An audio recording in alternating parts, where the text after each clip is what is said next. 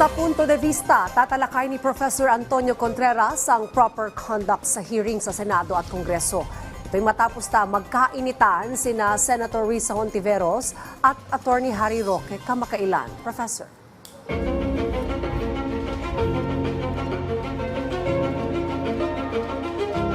Magandang umaga sa inyo lahat dyan sa studio.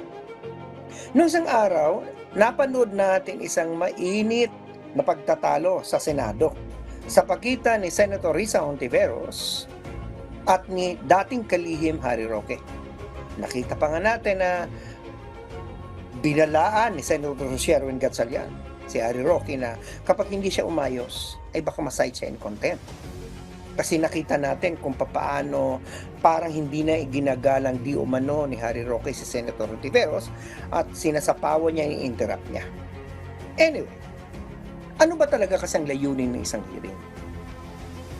Ang isang hearing, maging ito man ay sa Senado o sa mababang kapulungan, ang layunin nito ay dalawa. Una yung tinatawag na hearing in aid of legislation, na kung saan nagkakanta ka ng pagdinig para aralin ang isang panukalang batas o pag-aralan ng isang umiiral na problema para makapagpanukala ka ng mga solusyon sa pamamagitan ng pagpasa ng mga batas.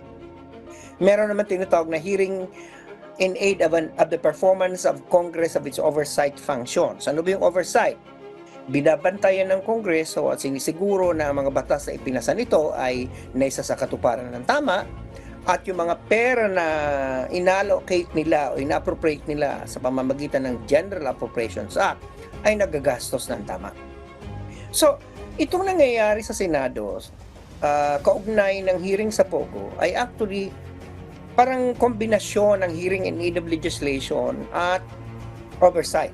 Hearing in aid of legislation kasi issue ang illegal gambling at ano ba yung batas ang ipapasa tungkol dito at ngayon nga nakita natin yung sinabi ni Pangulong Marcos sa SONA na dapat ipinagbabawal na yan. So inaaral ngayon ng Kongreso kung ano magiging solusyon na pangmatagalan at meron mga panukalang batas na itigil na nga ito. Hearing in aid of the performance of an oversight function sapagkat tinitingnan din ng Senado kung tama ba ang pagsasakatuparan ng mga batas ng mga ahensya ng gobyerno na kaugnay hindi lamang sa gambling kundi pati na sa immigration dahil sangkot dito yung mga di umano yung mga hindi naman Pilipino naging Filipino citizen na sangkot sa POGO. At ang isa nga, si Alice Go ay naging mayor pa ng Bamban. So kung saan-saan na pumunta ang hearing na ito. Pero, ang isa pang tanong, ano ba dapat kasi ang proper behavior ng mga nasa hearing? Kapag ikaw ay isang resource person na inimbitahan, naturalmente dapat ginagalang mo ang mga senador at ang congressman. Dahil sila ay kinatawan ng Estado. At ang paggalang ay sa pamamagitan ng kinikilala mo sila, hindi ka magsasalita kung hindi ka tinawag, at yung hindi mo i-interrupt ang sinasabi nila.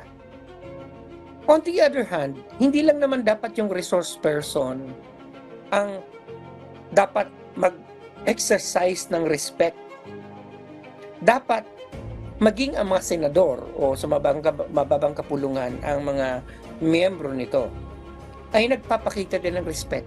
Dapat ginagalang din nila ang kanilang mga resource person. Unfortunately, nakita natin sa mahabang panahon na may mga hearings na may mga senador at mga congressman na kapag nandun sila sa hearing, parang akala mo sila inquisitor, akala mo sila ay para ng mga abogado na nagpo-prosecute ng isang kaso. Samantalang ang layunin ng mga hearings ay malaman natin ang totoo. Hindi ka naman kailangan maging bastos. To be fair, si Senator Hontiveros ay napakamagalang magtanong. Pero marami mga senador na hindi niya katulad. So, hindi lamang po ang mga resource persons ang dapat nagiging respectful. Dapat ang congressman at ang mga senador ay respectful din. It was unfortunate ang nangyari doon sa nasaksihan natin na pagtatalo.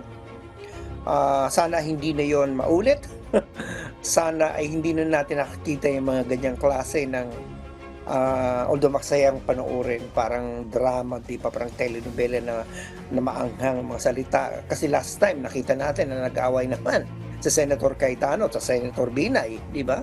Pero yun yung sinasabi ko, ito yung mga official functions. Ang mga senador ginagawa nila ang kanilang official duties. At ang mga resource persons na andon, hindi para imbestigahan at i-prosecute. Sila po ay inimbitahan para kunan ng impormasyon. At sa mga resource person naman, igalang po natin ang mga senador at ang mga congressman.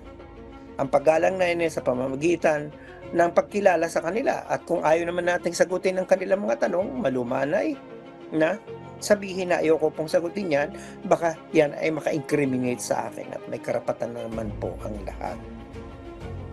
Hindi po magandang makita ng mga mamamayan na ang ganitong mga opisyal na kaganapan ay nauuwi sa parang nagbabangayan. Hindi po yan maganda.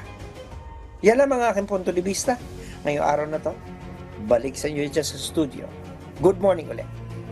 Maraming salamat, Professor Antonio Contreras.